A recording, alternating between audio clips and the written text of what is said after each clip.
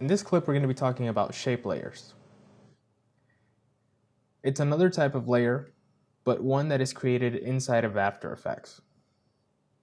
It can be used a lot for motion graphics. It can be used for cartoon animations. It depends on your imagination. You can take this as far as you want. To create a shape layer, we can use one of our different shape tools. If I left click on my shape tool, you'll see that all these different options that I have. For now, I'm going to select the star, and I'm just going to left click and drag on my viewer. Once I let go of my left mouse, the shape layer will be created. We can create all kinds of layers with these shape tools, like the polygon, rectangle, and whatnot. Another way to create a shape layer is with our pen tool. However, with our pen tool, we will be able to create whatever shape we want. And it will automatically create a shape layer. However, please note that if I'm selecting one shape layer and I have my shape tool or my pen tool active, and if I start drawing, another shape will be created inside that same shape layer. What do I mean? One shape layer can contain multiple shape options. In this case, you can see that the contents of this shape layer, there's a shape 1, which is the shape that I made with my pen tool, and then there's the polystar, the original first shape I made. If I select the layer once more, and now I select my ellipse tool, and I left click and drag, now there's an ellipse tool in the contents of this shape layer. So there's 3 different shapes in one layer. So you can have multiple amounts of shapes in one shape layer. So now that you know that you can have multiple shapes in one layer, I'm going to go ahead and delete these 2 shapes for now, just so we can concentrate on this polystar. In the contents of our shape layer, we have our basic transform options for our shape layer. But on top of that, inside our contents, we have the polystar shape. And inside of the polystar shape, there's a few different properties. Every shape layer will consist of a shape, a stroke, and a fill. And of course, its transforming options like anchor point, position, and the regular like opacity and whatnot. And all these properties can be keyable to be animated, like the opacity or the rotation, and so on and so forth. So those are the transformation options of our shape tool. If I go to my first layer and I set up a keyframe on the rotation of my shape tool, I go to my last frame and I give it a few spins, you'll see that now I have an animation of that tool. Now I'm going to select the same layer with my ellipse tool. I'm going to left click and drag, and I'm going to create a second shape inside that shape layer. Now remember, my polystar has a transform option that is being applied to it. However, that transform only affects the polystar. The ellipse will have its own transform options as well. To delete a shape inside a shape layer, you simply select the shape and you hit the delete button. Our shape layer will consist of a shape. Inside the shape properties, we have a few different options like our points, and if we start to increase these, you'll see that we will get a different result. For now, I'm going to keep it at 5 so I can have that star, and I can even go as low as 3. I'm going to hit Ctrl+C to undo that. We can change the position and the rotation. As soon as you start playing with any of these other properties, you'll see that you can start to get a different result. Now it looks like a flower. Okay, I'm going to hit Ctrl+C to undo that. You can see that every shape has a blending mode for its own as well, including all the blending modes in After Effects. Now a shape layer will always consist of a stroke and a fill. In our stroke, we will have a few different properties, like our color or opacity, and these can all be keyable as well. so we can work with the animations. For now, I'm going to change the color of our stroke to a darker color. Now I'm going to hit Control Shift H to hide my layer settings. I'm also going to turn on my transparency grid so you can see what's going on. So now I have a shape of a star, and around that star I have a stroke with the color that I selected. Inside the stroke properties, we can also change the opacity, the stroke width, which will expand inner and outer of the stroke.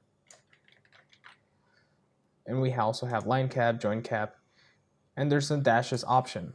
If you hit the plus button, it will add a dash in between the stroke. So now you have a bunch of dashes that now can be offsetted to be animated. I'm going to hit Alt / on my keyboard to get a full view. And now I'm going to go and check out my fill. The fill does not have as much properties as the stroke, as is only a fill. It will take the first point and the last point of a shape to fill with a color. This color can be changed at any time, and it can also be animated. I'm going to set up a keyframe and move it to the first frame. I'm going to go to my last frame, and I'm going to change the color to a black. I'm going to hit OK. I'm going to go to my first frame, and now you can see that the color and the rotation are animated. Okay, I'm going to hit the stopwatch to remove the keyframes out of the fill color, just so I can remove that animation. Inside our shape layer, we also have an add content option. Inside of the add content for our shape layer, we will find a few different options. All these options work differently, but by the name, you will have an idea of what they will do. For example, these will add a new shape into your shape layer. You also have a few different options like a gradient fill, a gradient stroke, but the interesting ones, once the shape is created, are these down here. The one I like the most is this wiggle path. Once I left click on an option, a new content will be added to my shape layer. In this case, I have a wiggle path 1. I'm going to break down the content so I can see the properties, and you can see that I have a few different options. The size, and as soon as I start making changes, changes are made to my shape layer. And remember, all these changes can be animated by adding keyframes to these properties. Okay, we still have points, we have a bunch of different stuff that we can play with. All these properties will always give you a different value or a different outcome. For now, I'm going to delete this wiggle path 1 again. I'm going to go to add, and I'm going to go to trim path. I'm going to break down the trim path so I can see the properties. And here you can see that we have 3 different options, unlike before. If I start playing with them, you can see that we have different results all the time. So that's the interesting part of shape layers. Unless you know what kind of look you're going for, there's always an unlimited amount of things you can come up with.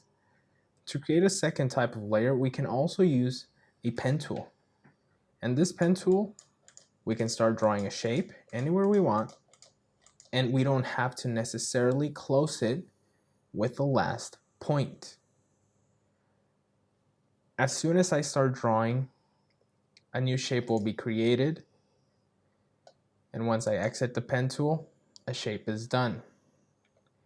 If I break down the contents of the second shape layer, and I go to my fill, and I bring down the opacity, then I go to my stroke, I'm going to change the color of my stroke to a black, I'm going to hit OK, and I'm going to change the stroke width to the higher number. Now I'm going to press Control Shift H to hide my masks. And you can see that a different type of shape is created following the path that I made with my pen tool. A path that now is hidden, and I'm going to press Control Shift H to bring it back up. And you can see the path. In the stroke option, we can go back to the line cap and change the option to round cap. I'm going to press Control Shift H one more time. Zoom in, and you can see that now I have a round cap on the path of the shape. And that's a different type of shapes. And we can start adding content to the shape, like a wiggle path. You can see that now it has some wiggle to it. I can add some detail. And it's animated automatically. To delete a shape inside a shape layer, we can simply hit delete. And to delete a shape layer, we can also select the layer and hit delete. You need to remember that in order to create a layer, once your shape tool or pen tool is active, you must not have any layer selected on your composition. If you select the shape layer and you start drawing, you will create a shape inside of that shape layer. If you select another element and you draw on it, you will create a mask on that layer. So in order to create a separate shape layer, make sure nothing is selected on your composition. Select one of your shape tools or pen tool and simply start dragging on your viewer to create a shape layer and start working. Okay, so that's my introduction to shape layers. I hope you have an idea of now what you can do and what you can accomplish with shape layers.